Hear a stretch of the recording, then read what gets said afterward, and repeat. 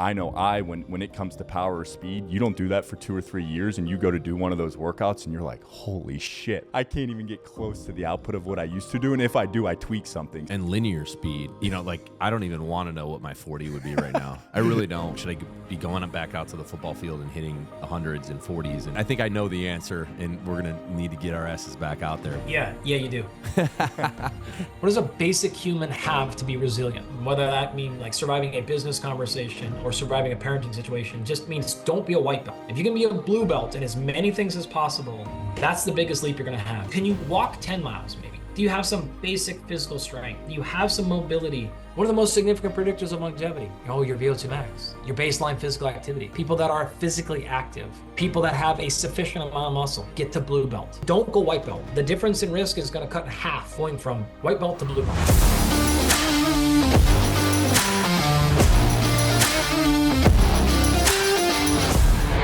You're listening to the Born Primitive Podcast. All right. Good morning, everybody. Welcome back to the Born Primitive Podcast. How we doing, Tony? Morning, Bear. I'm wearing my Sunday best this morning. I got the old John Rambo mugshot tank. What do you think? The backwards hat, too. Setting the freaking tone. Yeah. I tried to change, but we were working audio issues for the last 20 minutes, so here I am. You got to roll with it. In the flesh with chalk on hand still. But that works for today's guest. Today's guest is Andy Galpin. Dr. Andy Galpin, a PhD, and all kinds of other acronyms after his name that you can see in the show notes, but a very accomplished individual, executive director of the Human Performance Center at Parker University. He holds a PhD in Human Bioenergetics and has published over 100 peer-reviewed works. Dr. Galpin has collaborated with elite athletes across various sports, including UFC, MLB, NBA, and the Olympics, as well as military special operations forces. He is the co-founder of several health and performance companies, including Vitality Blueprint and Rapid Health and Performance. In addition to his academic and consulting roles, Dr. Galpin hosts the podcast Perform with Dr. Andy Galpin, where he shares insights on maximizing physical performance based on his 2 decades of experience with top athletes. So a lot we can get out of this one. But Andy, thanks so much for joining us, man. Oh, man, it's a pleasure. And for the record, you weren't lying. I can literally see your hands covered in chalk. It's fake. Had the old 5x12 on the bench press with weighted pull-up supersetted, so I had to cheat a little bit and chalk up on that pull-up bar because it was getting a little Western on those last sets. So hopefully the viewers don't hold it against me. But Andy, welcome to the show. I think we just want to get right into it. If you could get us started with how you got into this whole world of human performance. Sure, man. I'm actually kind of a country kid. So I grew up in rural Southwest Washington State, and I played everything. I did everything. And everyone where I was from did the same thing. And my dad was in road construction. My mom, took care of kids and did whatever else she could on the side. And they were very supportive and loving, but they basically said, you and, my siblings can do whatever you guys want, but you're not doing this. And so forcing us to kind of live the lifestyle they did, which was like every kid I grew up with, made my siblings and I pretty quickly realize, like, all right, I don't want to build roads. And by building roads, I don't mean engineering or drawing plans. I mean shovel in the dirt, like building the roads most of my life, taking care of the horses, baling hay, that kind of stuff. And so being good at sports in high school allowed me the ability to continue playing football in college. So I had to figure out what am I going to do with my life. And first step was, well, go to college. Why? Because you're not going to working in road construction or logging or something like that, and you can keep playing sports. So that was like just buying myself some time. Academically, at that point, there wasn't really a field of strength and conditioning. There was an education. You couldn't get a master's degree in human performance. That didn't exist. It was really public health. It was maybe pre-med or something like that. And I knew medicine wasn't going to be I like medicine, but there's no way I was going to get into med school or get through med school academically. I just did not have the academic horsepower to be able to manage medical school. There's no chance. And so what I realized is, well, like I'm pretty good at sports, but I'm not elite. What I mean by that is I wasn't so good where it didn't matter how I trained or what I did. I was going to be an All-American anyway. That wasn't the case. At the same time, I was good enough to where I wasn't not going to play no matter what I did. So I had that perfect incentive. When I looked around at all the other kids that I was playing with, they didn't take football very seriously. Most of them didn't work very hard or care. And I grew up in that other culture, which was hey, losing is fine. There's other people that are more talented, but being outworked, being outprepared, being lazy, those were the cardinal sins in my entire community, my family, my grandparents, my coaches, my neighbors. Like that was just an ethos we grew up with. And so I just thought, great, I'm going to beat these kids because they're going to be doing other stuff and I'm going to be training. But I don't know how to train. There wasn't the internet back then. Basically, there was certainly not YouTube, literally. And you didn't have resources. So I was just on a mad scour to figure out, how do I train better? How do I, like, what do I do so I can beat these kids? Like, I want to just keep smashing and passing these kids and they're not going to know why. And I just wanted to do that. I didn't know how this was going to turn to a profession, but I was in school and I'm getting better at sports. So I continued that through college and had a reasonable amount of success, but my playing days were over. So now at that point, I transitioned and I started working directly with professional athletes. There's a little bit of stories in between there, but I'm kind of skipping ahead. And I realized that I spent about 6 months being a proper strength and conditioning coach for Major League Baseball, the NFL, a bunch of first round draft picks in the NFL, and realized like I love this aspect of it, but I didn't want to be just a strength and conditioning coach full time. For me, I couldn't handle it for a lot of reasons. So then I'm kind of in this spot of like, I want to do something in this field. And I looked around and I realized there's a lot more talented strength and conditioning coaches than I am. And then I look back at the academic side, I was like, there's a lot more talented people on that side. So like, what am I going to do? But then I realized there's not a lot of people that did kind of both. And so I went back and got my master's and went back and got my PhD in human bioenergetics and muscle physiology and metabolism and biochemistry with the eye on performance. And so the ultimate goal that always was to say, what if I take this kind of academic side, this kind of scientific side, and I bring it to the strength and conditioning, the human performance side of the equation? I didn't see anybody doing that. They were either, being coaches and doing really practical stuff, or they were literally running chemistry experiments or doing obesity research and public health and stuff. And like, just no one's doing this high performance game at the level of physiology. So that was what I wanted to do. And so finishing out my PhD, then I had this unique combination of skill sets that allowed me, honestly, to kind of craft what I'm still doing to this day. I didn't know it. I didn't see the vision. I didn't know exactly where it's going to go, but I realized I was going to have two complementary talents and backgrounds, at least in fields that nobody else really did. And you create a niche like that for yourself, the market will find it. And that's what it did.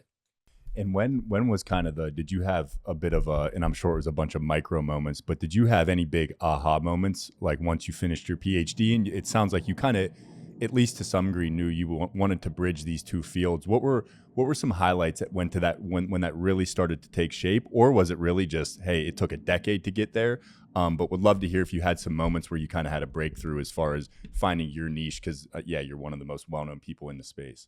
No, I don't think there was any big stuff. I mean, you could certainly go back and flag some of the bigger ones. When I was finishing my PhD, I didn't know what I wanted to do. I definitely did not want to go open up a research lab and only do that. And I certainly was not going to go into industry and just do that. So I didn't know. But as I was finishing up, a guy named Lee Brown. Lee Brown is a Lifetime Achievement Award winner in our field. He was opening up a faculty job at Cal State Fullerton where he worked. And he wanted somebody that would do the molecular side of strength and conditioning research. And I was like, that's literally me and only me. He didn't know I existed either. It was like, so that was a little bit serendipitous because I had gotten probably 3 or 4 other job offers at that point.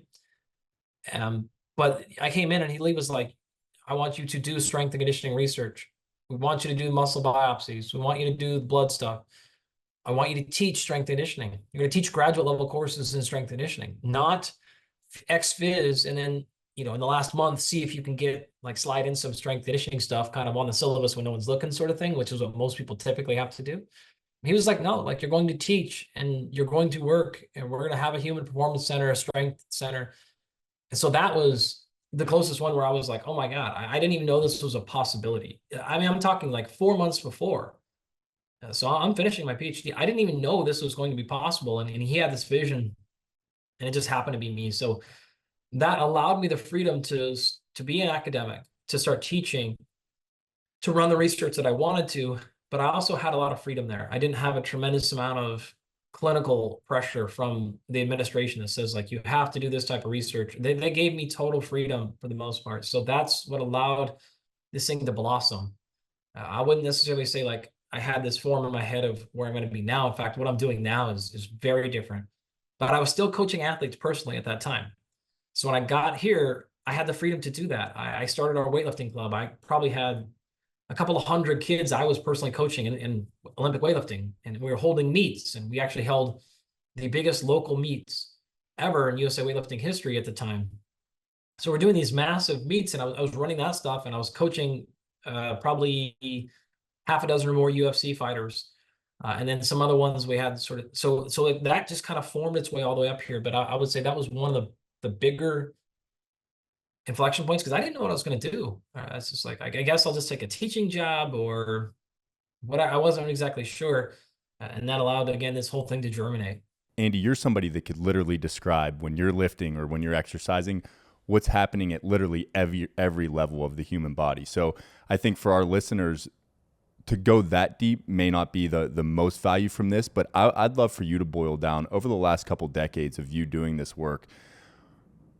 And I think we could almost play out a scenario where if you're a 30-year-old and you have, let's say, 5 hours of time a week, how are you, and once again, there's going to be levels to unpacking this, but how are you going to start to base a program to still cover down on things like conditioning, things like obviously strength training, hypertrophy, and then even like the speed component, which I've heard you talk about kind of pretty extensively. So if we laid out a scenario with that, how would you begin to approach somebody who has, let's say they have between, let's give it 5 hours. I think that's a reasonable amount. 5 hours that they can get to a gym. How would you start to kind of base out a program for an individual like that? So for over a decade, I taught a graduate level course on program design. This is exactly what this is, right? How do you put programs together? So I have a very specific system that I use that'll help you modify this entire thing. In fact, we have a course called called the toolkit, rather. It's on our education company, BioMolecular Athlete.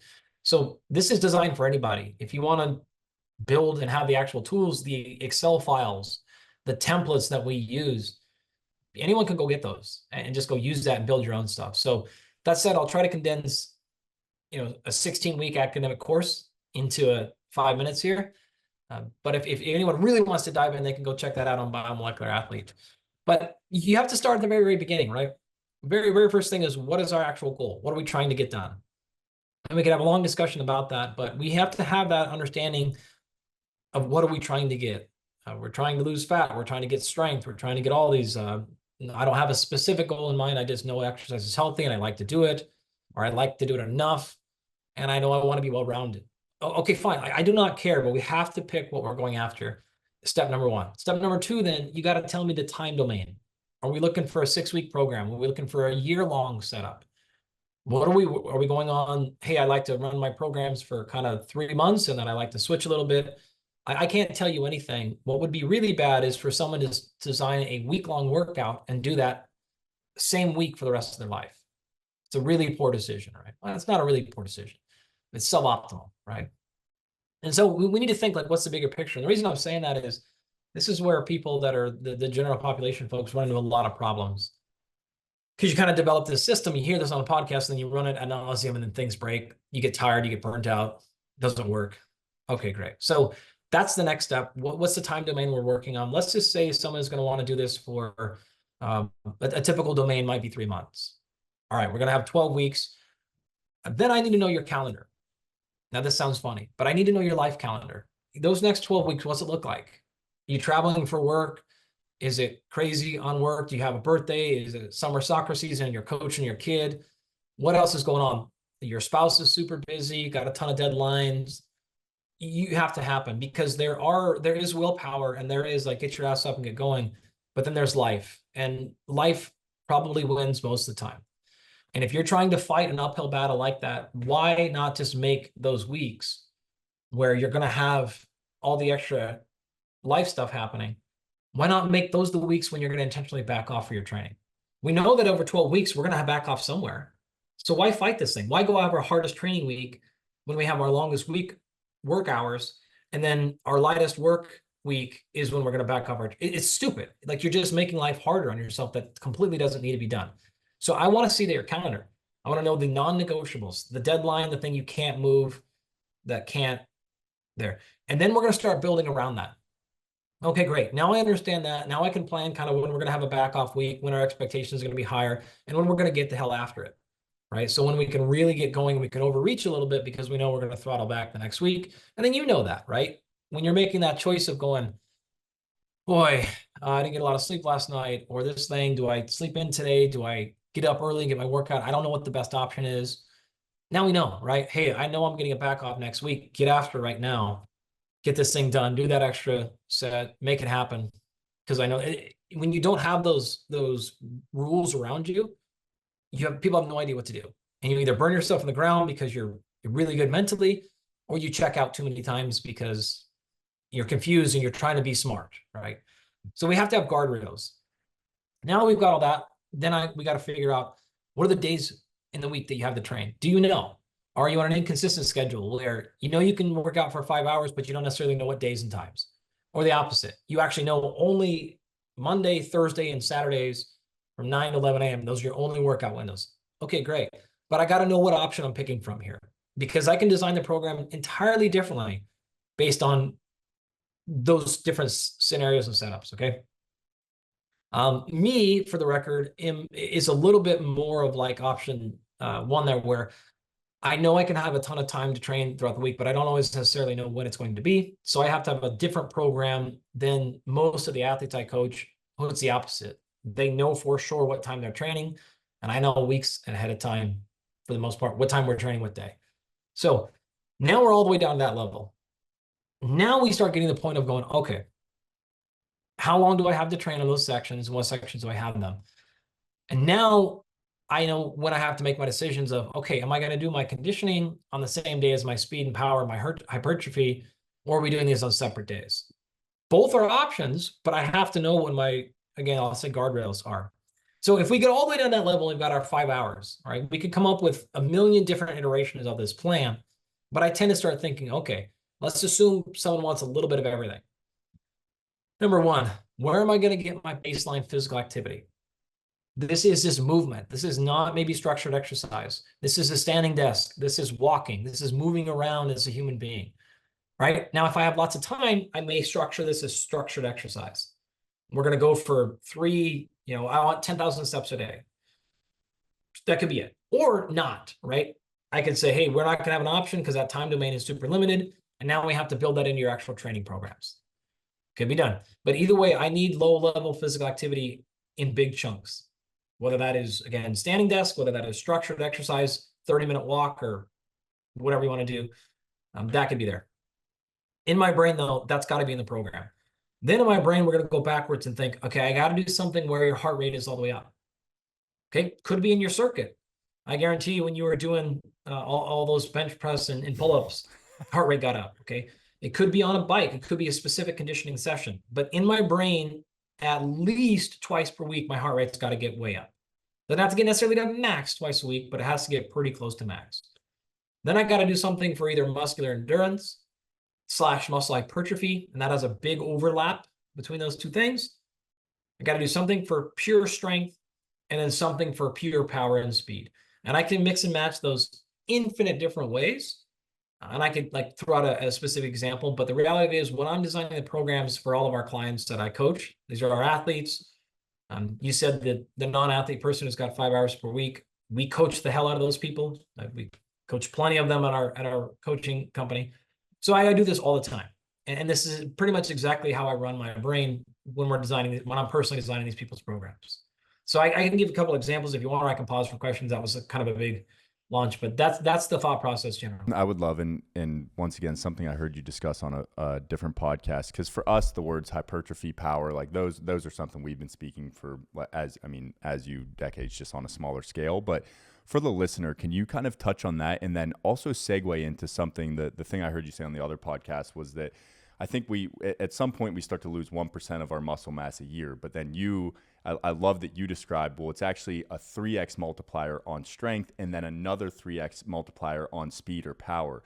And I thought that was really fascinating because I think there's so much focus on the muscle component that's being talked about, how important lifting is, lifting into your later years. But I think for anyone that's even self-reflective or a formal athlete, I know when it comes to power or speed, you don't do that for 2 or 3 years and you go to do one of those workouts and you're like, holy shit, I can't even get close to the output of what I used to do. And if I do, I tweak something. So I would love for you to talk about, like, yeah, start with just kind of the difference between those systems, but then also get into the speed side of things, because that's something I don't hear talked about often. But I know if you're honest with yourself and you kind of hold yourself to the fire of testing new programs, you realize just how important it is to maintain that system. And linear speed, like I don't even want to know what my 40 would be right now. I really don't. You know what I mean? Like I still think I'm you could still crack 5. well above average of the normal human, but compared to like playing football in college and you're always working that speed.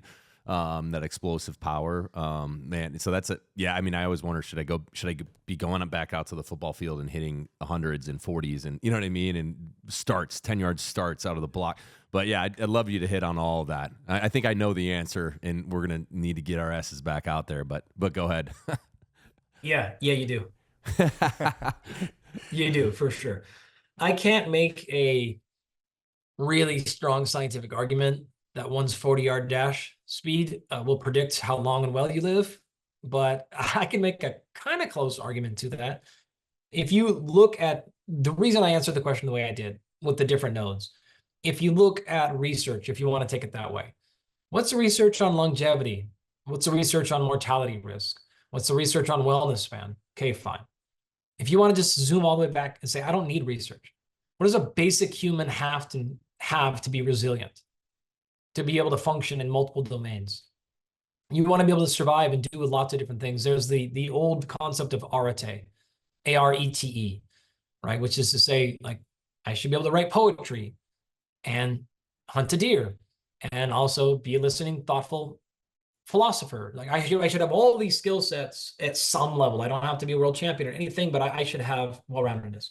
The reason they appreciated that or people ask for that is because now you can handle basically anything at a surface level. As you all know, the vast majority of survivalists, whether that mean like surviving a business conversation or surviving a parenting situation, just means don't be a white belt. If you can be a blue belt in as many things as possible, that's the biggest leap you're going to have. You don't need to be a purple or brown or black belt. Like these are jiu-jitsu, if you're unfamiliar with things, right? But just don't be a white belt, which is the difference between killing your first deer and never killing one is enormous in terms of survival, right? The difference between can you change a tire on your car or not is these are big, big, big, big things that are going to keep you kind of there. Do you basically know what to do in a physical altercation? Again, blue belt level. The same thing with your physical attributes. Can you walk 5 miles? Can you walk 10 miles maybe? Not fast, but can you physically get it done if you had to walk 10 miles, your car broke down, who knows what happens, right? Do you have some basic physical strength? Do you have some mobility? Can you handle getting your heart rate up and coming back down and not passing out, having a panic attack, freaking, all those things? Those columns will be the same. If you start looking at that, what are the most significant predictors of longevity? Oh, your VO2 max. Your baseline physical activity. People that are physically active, doesn't matter if you're doing structured exercise or not, the step count, right? Great, the VO2 max, that's your high heart rate thing. People that have a sufficient amount of muscle. You don't have to have enormous amounts of muscle, but you can't be under muscle. There is a very linear reduction in mortality risk as you go from under muscle and slightly increase up until you get to sufficient level. This is the same analogy. Get to blue belt. I want to see you at brown belt, but don't go white belt. The difference in risk is going to cut in half going from white belt to blue belt. That's the big, you'll see the same thing with VO2 max. Your mortality or survival risk, however you want to chop that up, will literally be cut in half as you go from the bottom. I'll back up. If you look at jiu-jitsu, you have white belt, which is everybody's white belt, right? That's where you start. And then you have blue, blue, purple, brown, black. There's 5. That means bottom 20th percentile, next 20th percentile, next 20th, 20th, highest percentile. That's how research works too. We take everybody, bring them up into the 20th percentiles. So the analogy actually literally works perfectly. If you're in the bottom 20th percentile of VO2 max, right? You're talking 4, 5, 6x risk of death. If you go from bottom 20th percentile, which is white belt, to next bottom 20th percentile, which is blue belt, you're talking about a 50% reduction in death, right? You'll see the same thing for muscle size, basically. The numbers aren't exact, but it's basically the same idea. You see the same thing for muscle strength, grip strength, leg strength. You see the same thing for foot speed, reaction time, balance. Massive, massive reductions in death. And it doesn't go, by the way, do the math. You have a 50% reduction going from blue belt or white belt to blue belt. There's not a 50% reduction going from blue belt to purple belt. It's now a 20%. So it's a big chunk and it helps. But the biggest gains you get by far are going from white to blue. So just have very basic skills in as many physical attributes as you possibly can. Physical activity, VO2 max, leg strength, grip strength, balance, foot speed. And these are the ones that you sort of brought up at the end that people don't talk about. Power is the same thing. You have to have foot speed. You have to have hand speed. You have to be able to move your body. Again, I don't need you to necessarily going from brown to black belt in your 40-yard dash is not going to do anything to your longevity for the most part. In fact, probably could argue going from purple to brown won't do much. But if you're in that bottom categories, then you really are going to significantly increase your quality of life in the short and long term. I can give you examples of why that's happening, both practical as well as physiological. But that is the honest reality. So when you hear me break that program down before, that's why I put all those components in it. And when you hear me break that down on the other podcast you're referring to, that's why I'm doing it, right? So whether you're talking about me training one of our professional golfers, whether you're talking about working with one of our NFL players, or any of the number of non-athlete clients that I coach, scientific, I can make this argument whatever frame lens you want me to frame it on, but the answer is still the same. This is just being an artist. This is being a well-rounded human being from your physical skill set to get you in the best position possible in the short and long term. So I'm not sure I answered your actual question there, but that is really the framework of why I put it together. So I think you were asking about going more specific into speed and power, but that's the reality. We know that you will lose speed at a much more accelerated rate as you age. Your VO2 max and your muscle size will decline somewhat, but more and more research is indicating that those things are not necessarily guaranteed. You see the same thing with HRV, by the way. That's a measure of kind of autonomic nervous system. That's not a guaranteed drop with age. It will go down slightly, but the kind of average numbers that you spewed out, 10% per decade, are highly modifiable. Highly, highly, highly modifiable. Speed is going to go faster. You will see this and look at the Olympics. You will see people doing well in strength-based sports. Powerlifting can be okay. Certainly can play in the NFL. But the 100-yard dash, you're not going to see a 44-year-old there. You will not see a 37-year-old for the most part, right? It's really, really, really hard to maintain speed. It is one of the first physiological things that goes. You mentioned the numbers earlier, but it's going to go at triple the rate muscle strength will than muscle size, and then triple the rate again for muscle speed. So if you don't actively make sure that you're holding on to those components, they get harder to maintain as you age. And so we want to make sure we emphasize those, but they don't take a tremendous amount to dose. A little bit of something here and again is actually quite adequate enough to maintain most physical attributes, and speed is not that different. Speed is the thing that will go the fastest in the shortest term. Anyone, take a golfer, a tennis player, a football player, if you don't let them go fast for 2 or 3 weeks, you'll notice changes in club head speed. You'll notice small changes in a couple of weeks. Nothing will happen to muscle size in 2 weeks, for the most part, as long as you're basically physically active. Strength is a part. A part of strength is speed, so that will start to leak down for the same reasons. But speed is the one thing that toggles up and down the fastest, both in the short and long term. And so it's something that you need to make sure is in your plan at least once a week, if you can. But that's effectively what we're looking at in terms of speed. So again, I'm not sure I answered your exact question, but I just started going there. Well, it's a cool analogy just for anything in life. Like you said, this is not just strength and conditioning and things like that. Try to adopt basic skills on a variety of different disciplines. And that marginal increase to that next tier, that blue belt that you referred to, is your biggest lift, you know what I mean? And your highest ROI kind of effort, right? And so I think that's just a great, I mean, that you can apply that to so many things in your life. That's pretty awesome. I'm going to steal that one. When I think it's like, Andy, I don't know if you've read the book Range, but it talks on like acquiring a high range of skill set as opposed to over specialization is actually better. And of course, it's because there used to be a culture of like looking at the Tiger Woods and all these guys and saying like, oh, at 3 or 4 years old, you should choose something and go like really deep on it. When in reality, it's actually better to go broad, and then you can eventually apply those broad learnings to a more specific thing. And I, even just anecdotally, and I'm sure you could relate to this to some degree, and Andy, you as well. It's with athletes. It's fascinating to watch as somebody who grew up as a 3-sport athlete. When I got to college, I put on probably 25 pounds of like muscle and just weight over like the first 2 or 3 years, but I actually felt less athletic. Now, of course, if I had somebody like Andy like designing my program, could you have done both, maintain like got developed athletically and put on weight? Of course, probably with the right person who understands the different systems.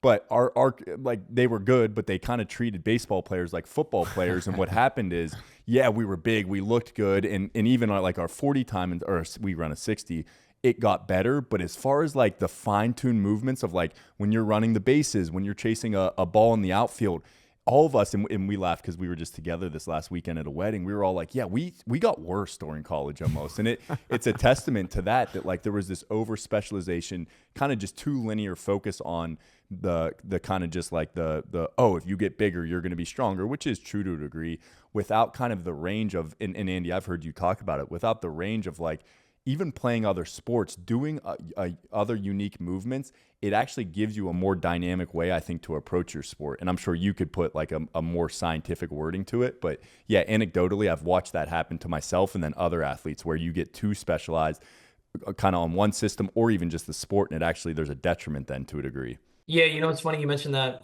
like kind of football player versus baseball player thing. Well, I was the college football player, and I didn't put on 25 pounds, but I certainly put on a large amount, and I felt terrible. I didn't realize it at the time. I did not realize it until probably 9 months or more after I finished playing football, and I was like actually playing flag football, and I was like, wow, where's this man? And I felt so much. All I was doing, actually, I was competing in Olympic weightlifting. And that was all we were doing, right? I wasn't even running or anything, never a single step, but I had some weight had come down. My coaches at the time, even as a freshman, they're like, we want you to put on 10, put on 15, and they were very focused on size. So I did that. I did it in the right way for the most part. And I still felt really athletic because mass just moves, right? You have to move mass. I can never think of a single play in all of my college career where I felt too weak.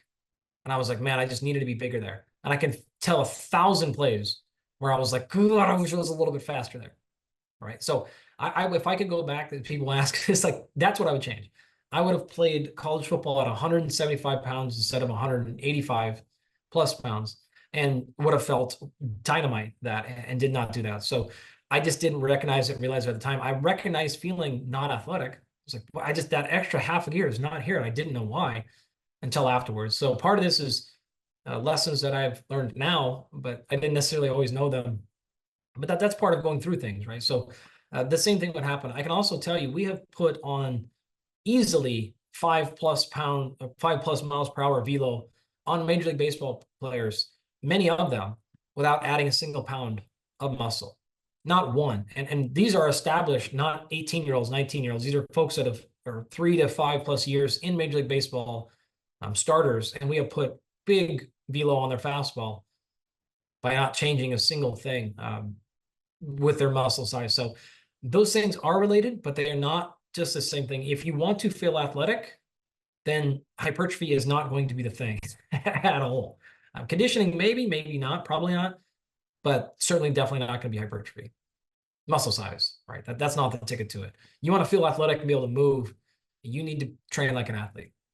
Yeah, and it's even just because I've had people ask you like, hey, my 15-year-old, like I got him weightlifting, and it's like, good, but like be very like, yes, learning how to move your body, learning how to move some weight and building a baseline strength. And you can do that even like things like farmer's carries, a sled, like start them on the basics, but it's like if I could go back, as Andy said, it's like I would spend, if I were 15 again, knowing what I know now, it would be all like 90% speed work of just like learning to move your body faster. And there can be, I mean, like the conjugate system, which is a lifting program, actually does a great job of like moving the bar faster, which results in overall kind of speed development. But yeah, that as we even look at a younger generation, having them focus more on that as an athlete could, I mean, what you said is, it's just so wise of like, yeah, very rarely are you thinking I need to be stronger. Of course, in like a sport like wrestling or something, that would be more the case. But for most sports, it is, there's that half step or that step that you gain, it makes the world of difference, especially at the high school level. You're literally a different athlete if you pick up a step or two.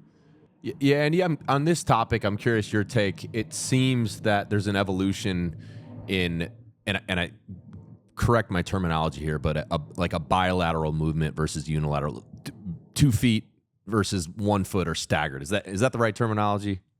You're close. It depends on how pedantic you want to be here. Okay. So technically, bilateral is 2 feet of support. Unilateral is 1 limb of support. So things like a split squat or a lunge are not unilateral. Okay, got it. They're But bilateral. it's a 2 different. feet. But a step up would be unilateral. Got it. And it seems I call a lunge though a lot of times unilateral because it's so whatever. You get got you. But you see what I'm getting at, and it seems like, you know, maybe there's some evolution in people realizing, okay, how often are you in a back squat position in sport? You know what I mean? Maybe, I mean, every once in a while, if you're hitting a full back in the hole, that, you know, in that millisecond where you square up and you might be in a back squat type position, but then you're gonna drive your hands through them, and okay, for a millisecond there was, but 99% of other scenarios, you're never in that position. So why are we training that the only movement? So I'm just curious, I'm guessing with your athletes, you're doing a lot more unilateral stuff. No. Okay. Well, then here we go. This will be a good debate. You've entered a 30-year-old strength conditioning argument. This has been argued for a very long time. Look back at Mike Boyle, right? So I have seen the world differently than Mike on many things, but he's been an enormous positive influence on the field. He is, for 30 years, been arguing unilateral for all those reasons you mentioned, right? You do that. We actually published a paper, myself and Ramsey Ninjam. Ramsey was our former master's student. He's now the head strength conditioning coach for University of Kansas basketball program. He's gone on to do wonderful things. We published a paper on unilateral versus bilateral probably a decade ago now or more. So you want to be really careful. Both are good. Full stop. Both are very, very, very good. What we're talking about now is the next layer down, because you can't make an argument that neither one is good. That's very, very clear. The next layer down, though, is you have to be really careful with specificity, with function. When people throw these words out, they mean nothing, right? And when you say, oh, this movement's more functional, this one's more sport specific, simply because it looks visually more like your sport does not make it more specific or more functional. It doesn't even make it more useful. Okay, so the basic drawback is this: if you take anything away from stability, so this means a split stance, a unilateral position, you could be on a rear foot or front foot elevated, you could be on an unstable surface like a ball or something like that. It's going to be more realistic to a on-field scenario, correct? Sure. However, you're automatically reducing force and power production. You simply cannot produce the same amount of force when you go on an unstable situation. And so what you're doing is you're training and you're teaching yourself to produce less force, less power production. You're not actually peaking that skill or that tactic out. And so if you were to compare the bilateral versus unilateral deficit is what they call it. So think about it this way. If you can leg press with one leg 500 pounds, and then your left leg is 500 pounds and your right leg is 500 pounds. If you put both legs on at a time, do you produce 1,200 or do you produce 800? Or do you produce 1,000? If you produce less than 1,000, that is called a bilateral deficit. So your force production goes into a deficit when you go bilateral. If you produce the more than that, 1,200 pounds or 1,100, right? You've got a bilateral overshoot. Okay, now the reality of it is both of those scenarios happen in real life. Generally, people that are untrained or lowly trained will have a bilateral deficit. So you will actually produce more force per leg by training unilateral. So the unilateral advocates say, hey, if I do a bilateral leg press, And I'm choosing a leg press here so we can take technique and stuff out of it, because a single leg squat's never going to be equivalent to a bilateral squat. Like, you can't. So unilateral advocates will say, hey, if I do the unilateral version of it, I'm actually getting more force production out of that leg than when I did the bilateral version. Because when I put the bilateral on, I only did 800 pounds. Therefore, there's only 400 on my left, 400 on my right. The reality of it is, once you become trained, that deficit almost always goes away. And in fact, there is a general compensation. Look at powerlifters. Powerlifters can squat 1,000 pounds. Not a single one of them can do a 500-pound single leg squat. Not even close. There is a massive increase in bilateral efficiency when you go there. And so what it comes down to is you, again, understanding your person. Are we talking about a low level, kind of moderate level, untrained person? Then maybe unilateral is a little bit of a thing. Higher level strength, then maybe that thing goes away. At some point, you can't put, somebody who's really strong can for sure leg press 1,500 pounds. That's not even crazy. Like, well over 2,000 pounds can be done. So then you're going to be doing what, single leg presses at 1,200 pounds? Okay, so at some point, like, the mass just matters here. And again, the exercises don't equate. So you can't simply do, RDL tends to be okay. Single leg RDL is a reasonable one, but again, a squat is not, it's not really equivalent. We're not talking the same exercise. A one-legged deadlift, now you're basically just doing an RDL. So like, it doesn't really there. A bench press is the closest one. So a bilateral bench press versus a single arm is really easy to exchange over, okay? So that is there. But again, the big caveat here is, just because it doesn't look like it or smell like it or sound like it doesn't mean it's more functional. The last little argument you can make here is, if you want to go train unilateral and you're doing all your unilateral RDLs and you're doing 65 pounds on them, and my athlete's doing a bilateral RDL with 300 pounds on it, I will be willing to bet when we get into single leg situations, my athlete is going to dominate, because the force actually produced over the whole system is significantly higher. Now, I kind of strongman you there, like I strawman you there, but you get the point here. So at some point, there's like, okay, great, you can go more sports specific, more functional, but if you do that thing too far, then you forget about actual producing horsepower. So you can't go fast, you can't go heavy, you can't produce a lot of force into those situations. So there's a strong argument to wrap this up for both. I absolutely fundamentally use bilateral and unilateral in every program, basically.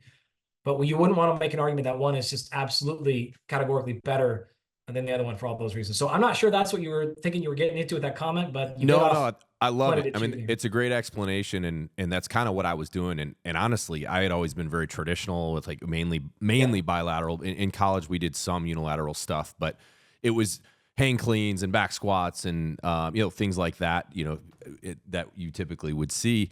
And then I actually, that same strength coach, named Emil Johnson, he sent me a program recently because on this podcast, he learned that I didn't have a program and I was just winging it. So he texted me immediately. He was like, all right, I'm getting your ass on a program.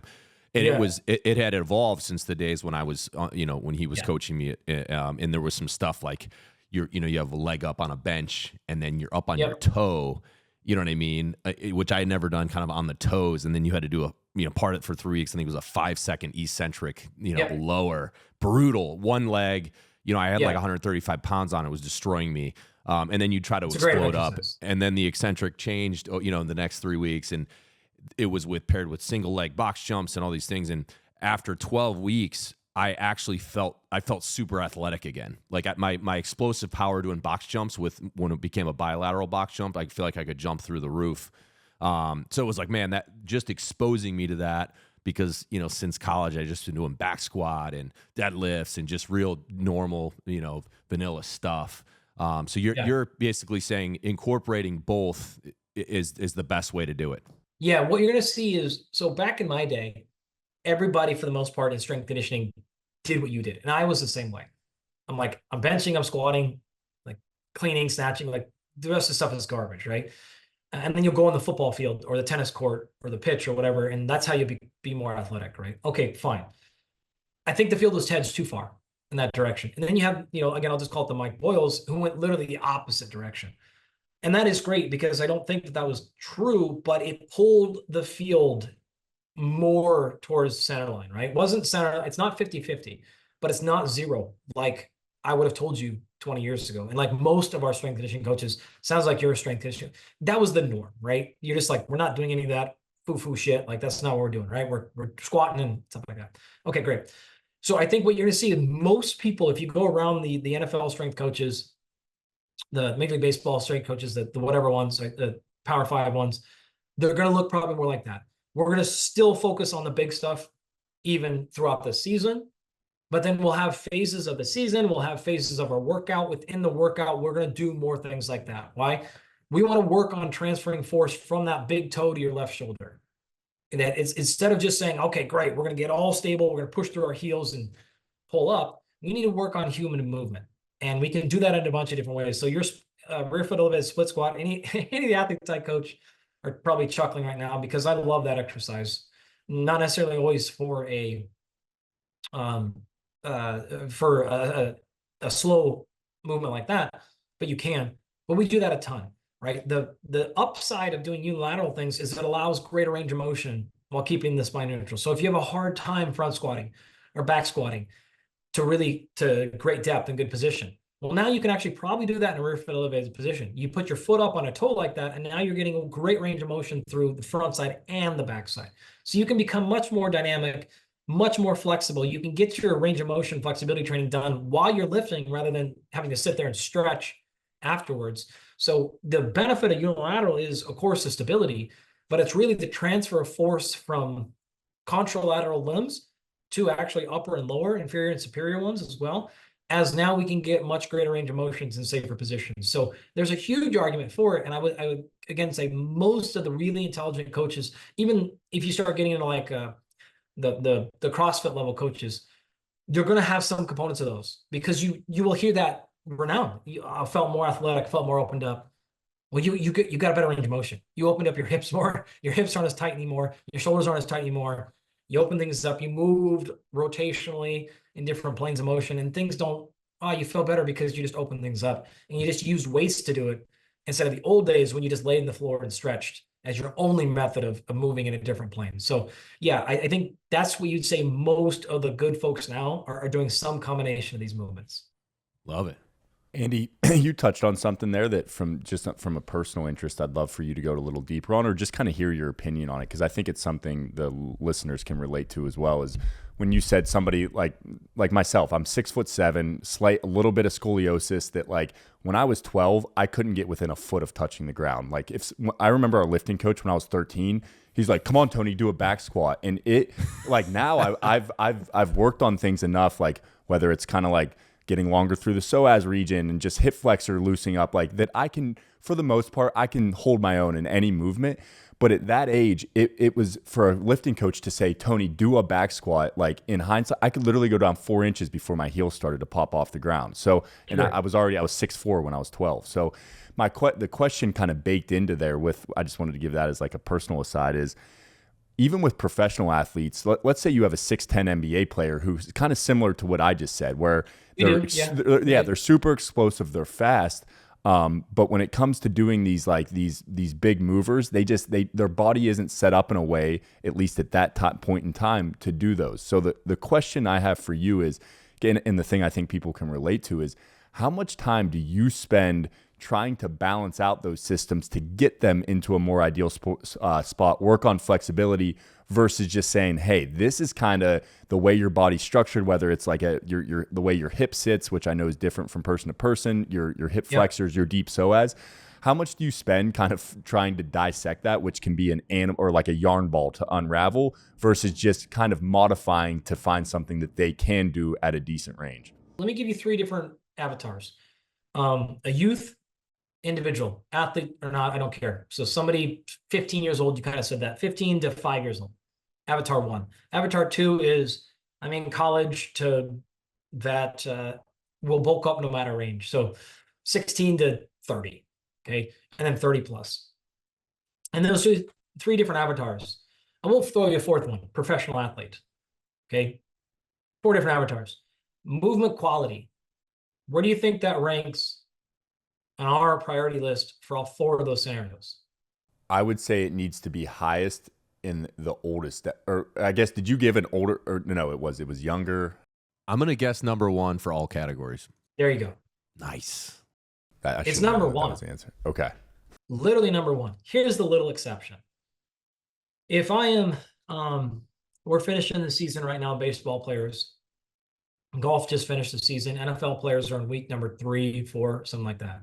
If I'm like the week out from World Championship, we just got done at the UFC event in the Sphere with a couple of fighters.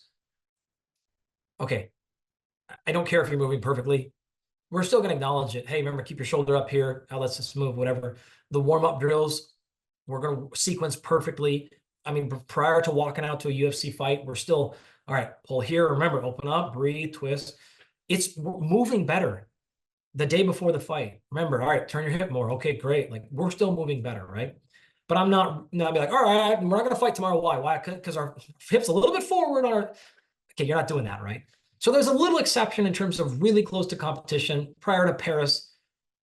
I don't care if you're moving terribly. You're going to go fight. Like, this is the worst movement I've ever seen. You're pitching today. That's just it. Like, go throw, right? There's just no option there. So that's kind of like one little exception. But the honest reality of it is the rest of the time, speed, strength, hypertrophy, endurance, none of that is higher than movement quality. That doesn't mean if you have this tiniest little break in your third rib that all of a sudden we're shutting the workout down and we're going to PT for 6 months. Like, no, no, no, no, no. But that is still our top tier priority, always. Why? Less injury, of course, but I will have better endurance by moving better. I will produce more force. If you look at the guys at Altus, look at Dan and what Stu have done down there. You want to talk about getting somebody to run faster, and you'll hear them say things like rhythm and tempo and timing. And you're like, what the hell does that have to do with speed? It's everything. Because you can't move fast if you're hitching in out of sort of order, even at a micro level, right? So that is movement quality, movement quality. The same thing with kicking somebody, fighting in a UFC fight, your endurance over a 5-round fight like we just had to get through.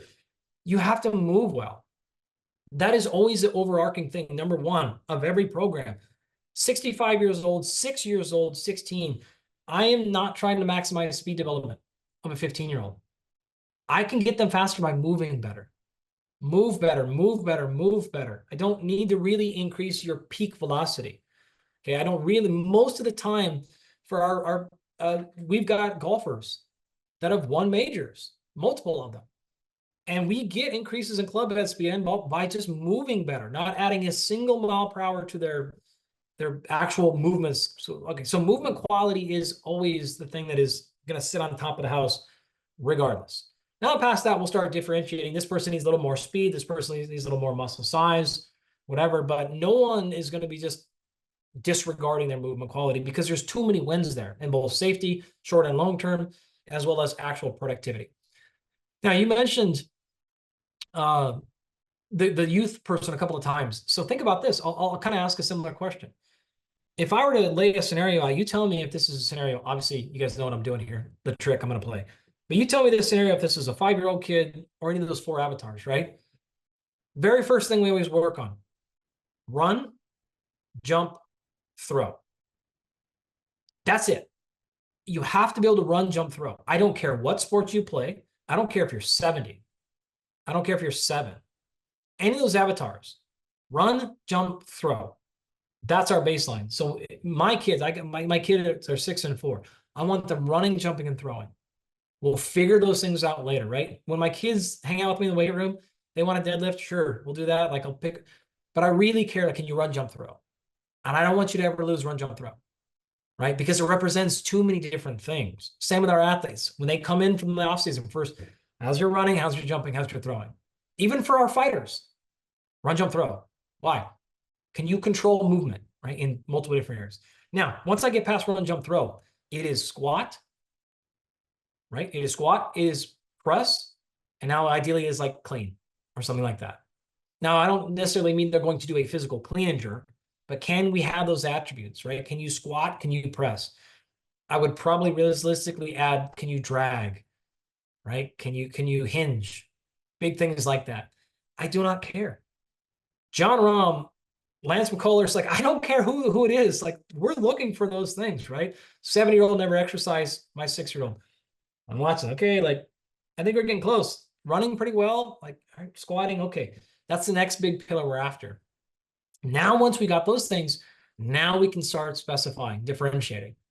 But fundamentally, it always comes back to those basic human movements, right? If you can't run, jump, throw, if you can't squat, press, pull, hinge, we're not getting much past that, right? Because I can improve endurance. We just got done this NFL player, objectively the number one player at his position.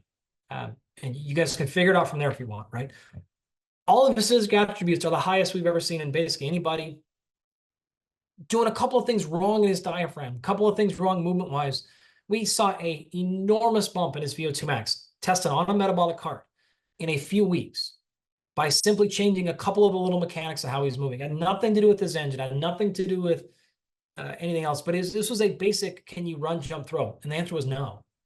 Because the low back was actually not in the right spot, and he wasn't expressing his power appropriately. So he wasn't expressing his performance because diaphragm, low back, and stuff were kind of leaking, so his endurance was down.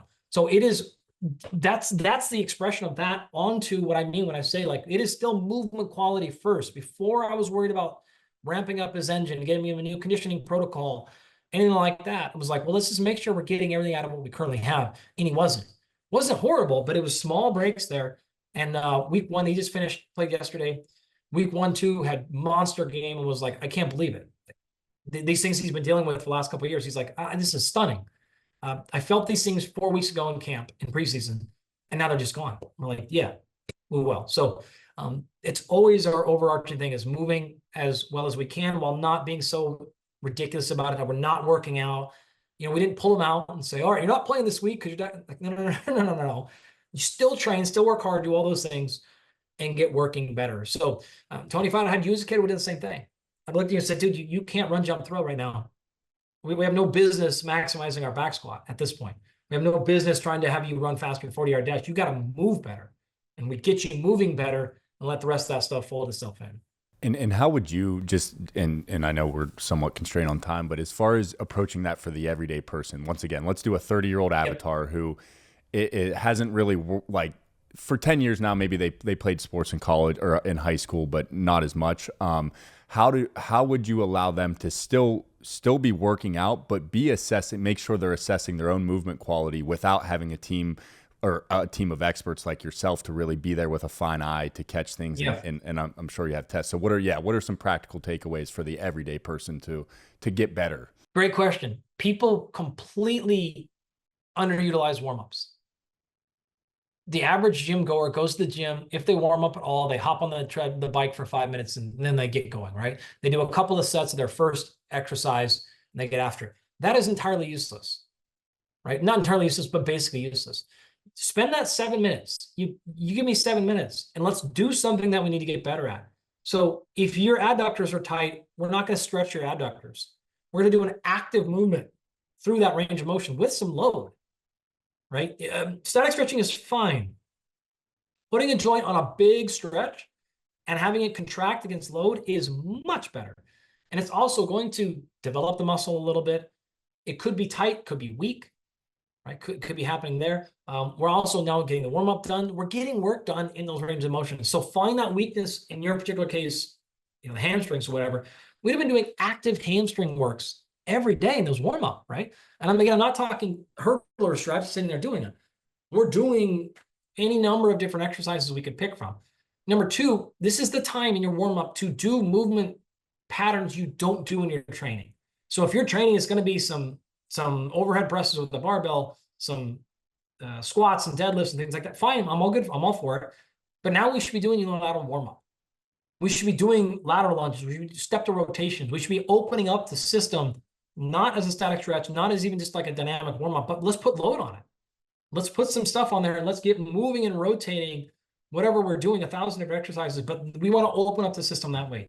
If you do that, and then you add 1 to 2 exercises at the end of your workout that are more like your warm-up, that's it. We're talking, again, 7 minutes of total committed time. You don't have to change your warm-up at all. You still go do your normal or your workout at all. Go do your normal workout, whatever you're going to do.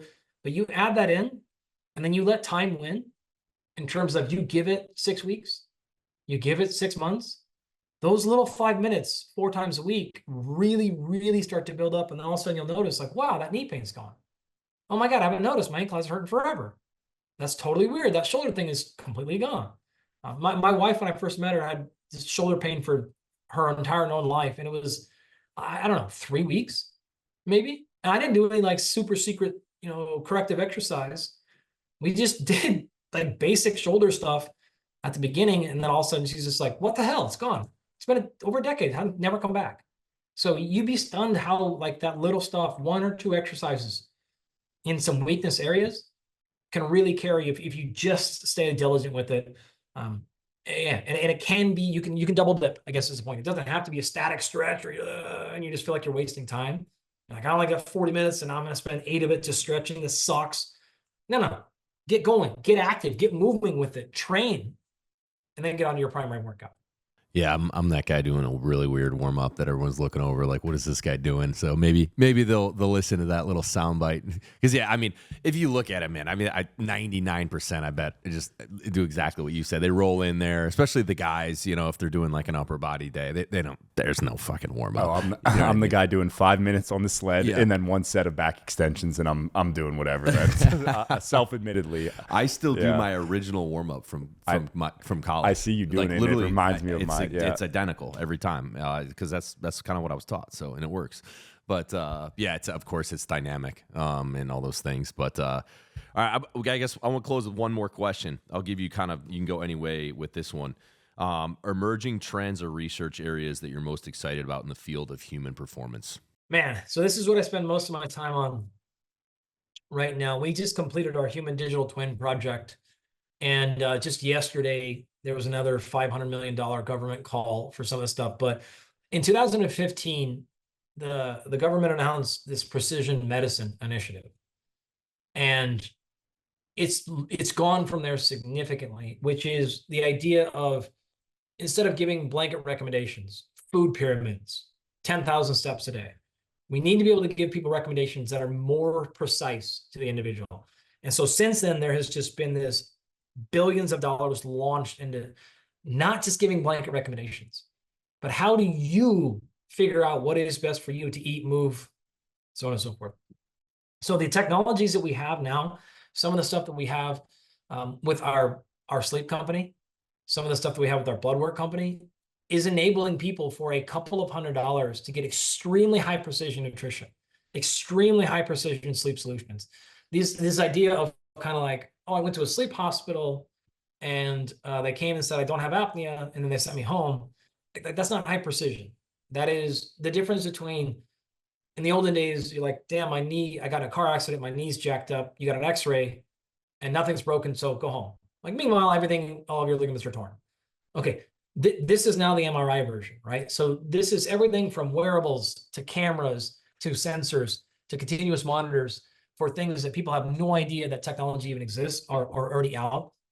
And so our ability to run, again, for somewhere between $200 to $1,500, depending on where you're at, a handful of things to let you know exactly what is best for your body is, this is what's going on scientifically. This is where a lot of money is being spent in the private sector, but research-wise, actually this week, Texas announced a giant pool, $150 million for lunar human performance stuff. So human performance on the moon and a handful of other things. So people are getting after this idea of going, you need to get high precision solutions for people so that we can get better exercise. Our ability to now digitize your physiology and run predictions and tell you the exact day that you're going to break a physical record, like, it's pretty much spot on at this point. So we have those techniques, and those are, again, not like, those are commercially available for the most part. These are companies that are out that are most people can go buy, or some version of that. So that's the stuff that is emerging, that's coming forward, that's going to really make, the reality of it is, like, the personal training field, if you want to think about it like that, is gone from, I have no idea what I'm doing, I have to hire a personal trainer, to like, to hell with that, I'm just going to put my queries into ChatGPT and get a program, to now going like, okay, you realize how that stuff works, right? That's a terrible idea as well. We actually need it based on your physiology, but that solution is right around the corner. It's here for some people, and it's just going to continue to get closer and closer to more affordable for most people. It's not that, but it's at that, again, like the blood work stuff can be a couple of $100 for performance blood work, not medical stuff to get TRT, not stuff to get prescriptions, but really performing at your best, sleeping, like all kinds of things. Yeah, I could go on, but that's the most emerging, interesting stuff right now from a bunch of different groups. Some are that are mine, some are not mine, but that's the reality of what we're looking at right now. Well, that's awesome. And yeah, I think for my opinion is if you're going to invest money somewhere, one of the things you need to be investing in is yourself and your own health. There's so much dumb shit we spend money on when you if you actually broke out your budget, you know what I mean? And maybe you're a little bit more disciplined, Tony, than the average Joe, but people are like, oh, I can't afford to get that blood panel. Okay, well, you've gotten Starbucks 15 days out of this month, and it was $9. Really, you can't go get a $300 blood panel that is the look under the hood of everything that, you know, every biomarker that you know what I mean? It's like, okay, well, where are your priorities? $9 Starbucks, or, you know, your body running at a high level?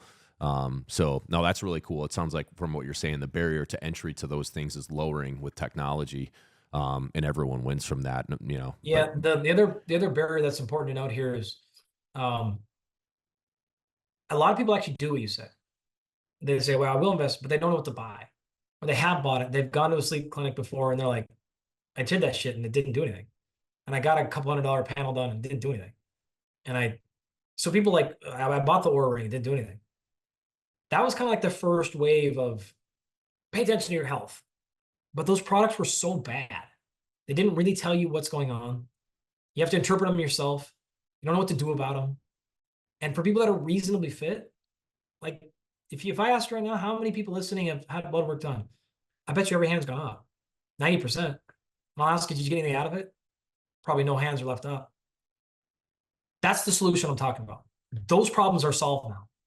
So now the companies that are like, obviously our blood work company, I'm biased on Vitality, but it's that second wave of technologies that are going, no.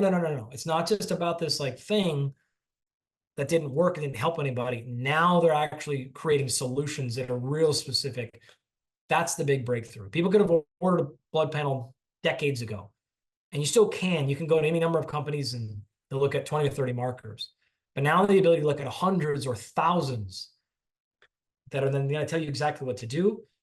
That's the new stuff that people haven't heard of that is available, that is really going to change. And it is. It's just like we're changing, like that whole thing of like, I got blood work done and nothing helped. Like those hands go to zero now because they're like, oh, that's what blood work can be. Like, yeah, like that's what it can be. Not the stuff that you've been done before. You're like, oh, great. My cholesterol is a little high. I'm pretty healthy. Like that's not the business. That's not what helps. So anyways.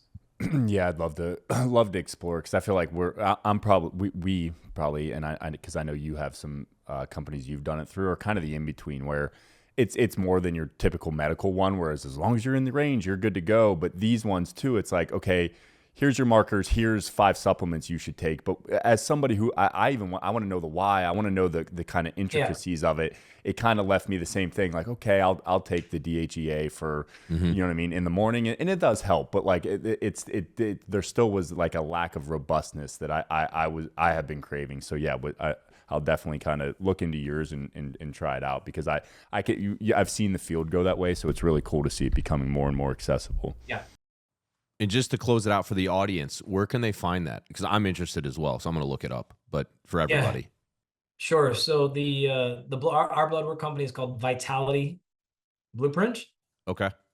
And we actually just this week launched a little more price friendly version of that. The elite panel is still the way to go, but there's a more standard panel at the bottom as well. So you can check that out at vitality.blueprint.com.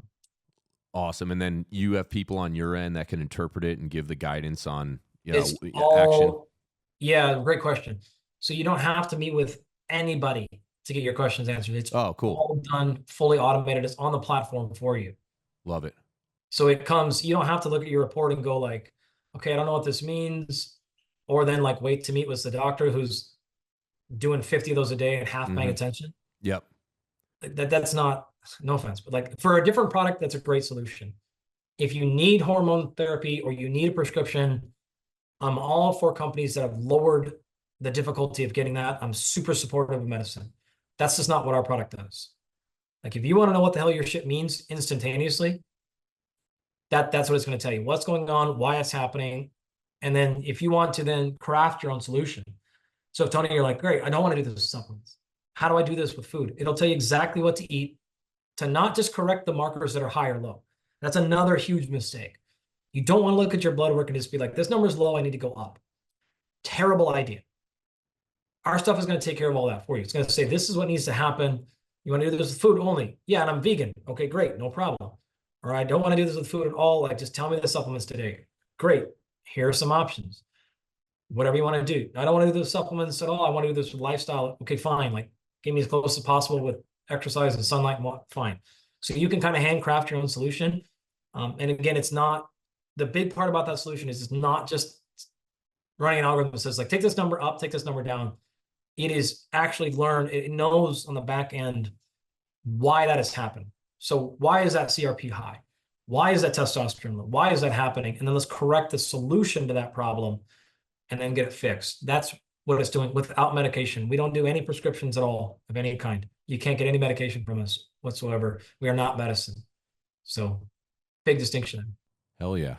Well, Andy, thank you so much for coming on, man. I know you got a busy schedule, and this was super insightful. We could have gone a million other directions here, but we appreciate you kind of sharing your platform and some of the learnings over the many years, and would love to stay in touch, man. Our worlds are kind of running parallel. So best of luck with what you're doing with your athletes and as your business evolves. And I'm definitely going to check out Vitality Blueprint. That's like right up. I'm a nerd with that stuff. So and this is honestly the cool thing about this podcast is there's been quite a few people that have come on that I ended up like becoming a client afterwards. Like, Dr. Jade Tita, yeah. I work with him now, and like Brian Johnson. I know he mentioned you know Arate, what I mean? Arate. So we get lucky. Tony and I are fortunate to just get exposed to people like y'all. And then selfishly, it's like, well, shit, that's exactly what I want to do. So you might have gained at least one customer over here. So it wasn't all for nothing. Awesome, guys. It was a blast. Let me know how I can support in the future. Happy to do so. Awesome. Thanks so much, man. Take care.